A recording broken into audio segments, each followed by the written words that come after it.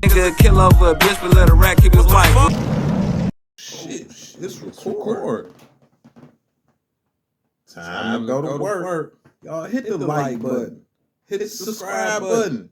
I'm just trying to be the eyes of you can help me. You. Why wouldn't you want to help me? Years. Why did that come down? Was it for the two? It very well may have been from the Trump First Step Act or them rewriting the drug laws. But where's the paperwork to show that? Why are you not speaking up about that? Yo, I got my time cut. If it's me, y'all saying I'm ready. Yo, I got my time cut because of this, man. Then I went. I got that. I'm especially if I'm Big Meech. You all over that shit. I'm iconic. I have the chance to do a movie with Scorsese or Spielberg or whoever. I'm finna clean everything up. Anything that's making me look bad, I'm shooting it in the head. But my man ain't done that, man. Why do you think he hasn't done it? That is one of the $1 million questions in this whole sordid affair. Well, his body language didn't look good to me. The body language. Listen, let me say this, brother, before you make that point. The people who know him well, they are all talking about body language. And they have tried, some people have tried to attribute it to the fact that he did 20 years in prison, so it changes you. But brother, his body great, and you did time, Chris. His body language would be even more aggressive. Yeah, even more. His institution, he would be even more animated. Absolutely. I came home, my chest out. I've been doing push-ups for 17 years. Walking, bear crawling. I'm ready. I can't wait. I'm make all this money. I'm making a comeback. My energy is amped, man. I'm sitting up like a Doberman Pinscher in the front seat. Exactly. That's what I was saying. Body language. His heart wasn't in it. Because he know that was a lie on that Murray type time. You see what I'm saying? And you got Sean G and you got Dawgface. They done hooked up to break down this Big Meech situation. Detroiters got their computer. They got a virus. They confused. Like, their computer just ain't calculating. What's wrong with y'all computer? They got it misconfused that Sean G, he went and he said that Tommy went back and changed their statement. So they were saying Big Meech is clear. He is not. Y'all took it wrong. And he explained that in this header with Dawgface. They had this conversation to break it down. But I'm going to give it to you right here. This part. Let's get to it. Good look at all, man. Got you. Blue Da Vinci, I interviewed him last week. He said that when he found out that Big Meech had a relationship with Tammy Collins, pen pal business relationship, Blue Da Vinci said that he informed Big Meech over the phone that Tammy Collins was hot and that she had worked in a concerted effort with the DEA to take down Terry White. I have no reason to believe that what Blue Da Vinci said was untrue. Blue Da Vinci also said that when he became aware of everything that was going on, that he presented the information to Big Meech's son, Little Meech, specifically the whole Cuffy situation. I have no reason to not to believe him when he says he did that either. He said it publicly. Little Meech never came out and said anything otherwise, that he didn't present the information that his father was in fact working in a third-party cooperative situation to gain his freedom faster than what his sentence dictated. When we talk about Fidel Flores, we know that Big Meech, or that it has been said that Big Meech met Fidel Flores, who was a alleged member of the Mexican drug cartel, that he met him in the St. Clair County jail. And St. Clair County is a county just north, maybe 45 minutes to an hour north of Detroit. as I'm learning more about this situation, I'm asking myself this question. Even though Big Meech wasn't in the St. Clair County Jail for drug trafficking at that particular point in time, they knew who he was. At what point do you put a Mexican cartel member in close proximity to a Big Meech? How does that work? In a federal holding facility, nonetheless. They normally keep people who have that kind of magnetism or who are involved in that level of the streets. They normally separate them, especially when they have nothing to do with each other. They don't put them around each other. This Fidel Suarez is something I want to touch on a little bit later, but he's an innocuous figure. He's a wily coyote. He didn't beat more drug cases than John Gotti.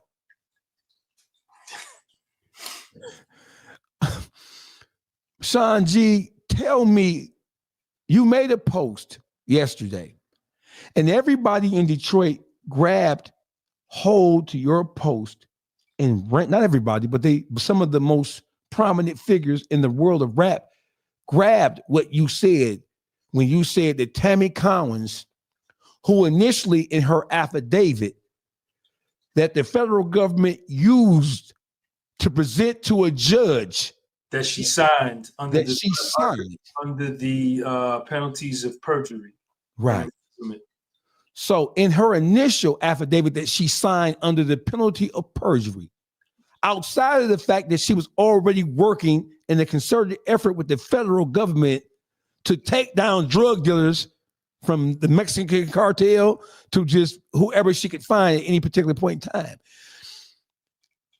Tammy Collins sign the affidavit? That's not true. It's not true. Tell me what's true. What you just said, that she was working for the DEA to take down drug dealers and Mexican cartels or anybody who she could find, she was not doing that. Okay, tell me what she was doing. That is the interesting point that everybody's missing, that I brought to light today on the video that I just put up on my YouTube channel. The podcast was sold. After Tammy Collins did such a splendid job taking down Terry White, Jack Harvey retires in 2011. And on the same day of his retirement, Keith Cromer, Jack Harvey hands her over to Keith Cromer the very same day. And at the very first meeting, Tammy Collins meeting this dude, he tells her, she says, well, he says, we want you to come on board and be a full-time informant. And she says, well, what do you want me to do? And he tells her, we want you to work with Hispanics, pick up drugs, pick up money, make phone calls. And when you bust somebody who's Hispanic, you're not going to have to worry about any type of retribution or anything coming back to you, because when we bust them, we're going to deport them, so you ain't going to never have to see them again. Mm-hmm. And she says, well, what if I get something real big? And he says, you'll make a lot of money.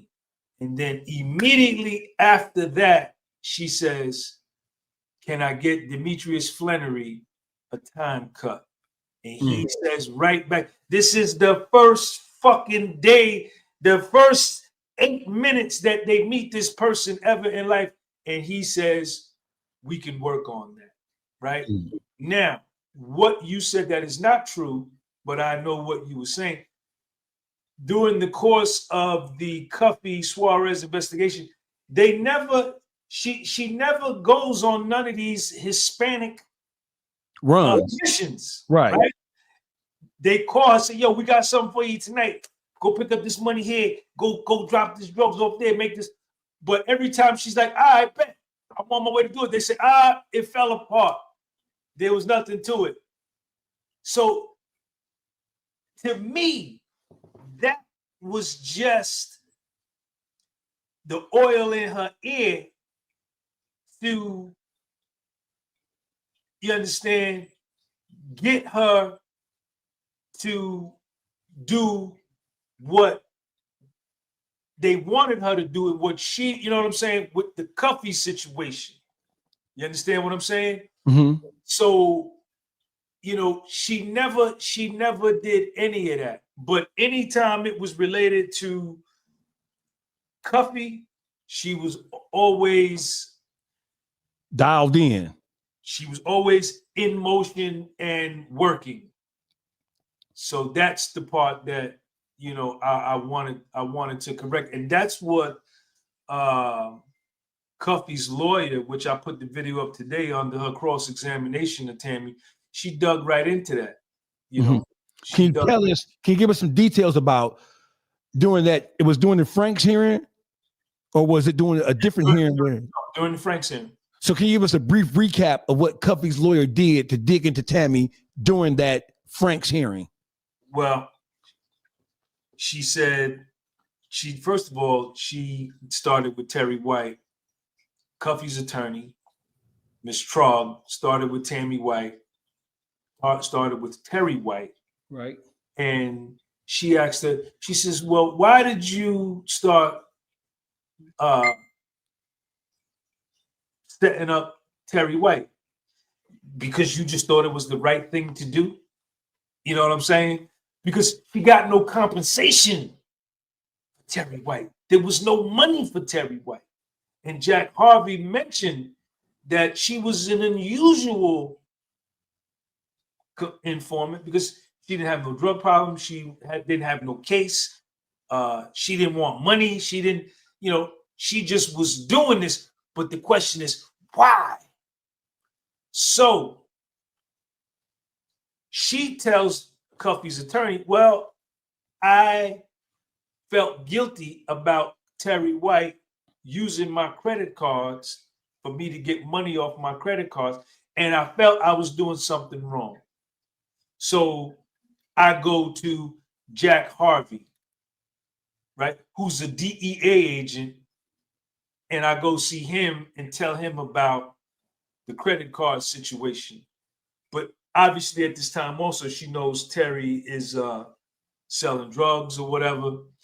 So basically what Cuffy's lawyer was trying to say is that, you know, your motivation to set these people up is based on something else other than money. Because you weren't, what they said you were going to earn money for, they didn't have you doing. So you wasn't working on that, right? Mm-hmm. And then for Terry White, you didn't do anything. So what were you looking for in exchange for putting your life on the line? That's the question. And that is a $1 million question, because how often do we find people who are willing to engage in something like this, where in which they are putting their lives on the line in order to get the feds, but they need to knock somebody down? How often do you find people who are willing to do that when they have no only for money? Only for right. I'm gonna if I'm gonna do that, Dawgface, which I ain't never ratted. You can check my paperwork. I'm good. But hypothetically speaking, if that was it, yo, give me $3 million and I'll do it. Right? Because everything is on the line, right? Right. But she's doing this like on the strength. Not that don't sound right. Don't sound right to me. Don't sound, and I've been locked up half my goddamn life, and I ain't never seen a motherfucker just, hey. There's a reason why that you're doing something that